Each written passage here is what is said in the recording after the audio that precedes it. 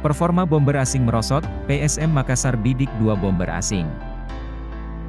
Sudah saatnya PSM melakukan evaluasi besar-besaran, terutama penyegaran dari segi amunisinya.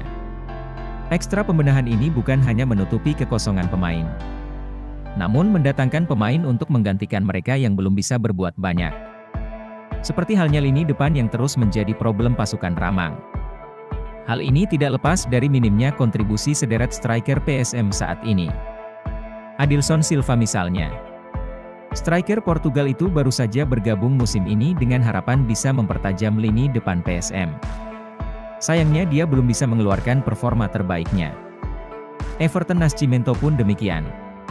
Performanya menurun dibandingkan musim sebelumnya. Striker asal Brasil itu baru mengemas 1 gol dan 2 assist di Liga 1 musim ini dari 13 penampilannya. Karena itu, PSM butuh sosok mematikan di lini depan untuk bisa bertahan mengarungi putaran kedua. Sebab, tim harus bangkit sehingga terhindar dari degradasi.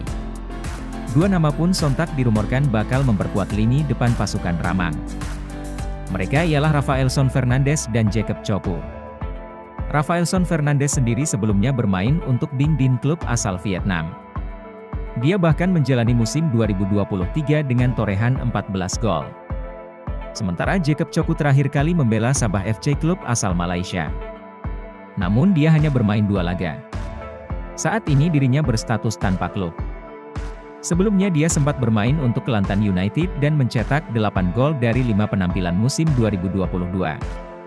Olehnya itu, terpilihnya salah satu dari 2 kandidat ini tentunya akan menggeser striker asing PSM saat ini. Bisa saja Adilson atau Everton.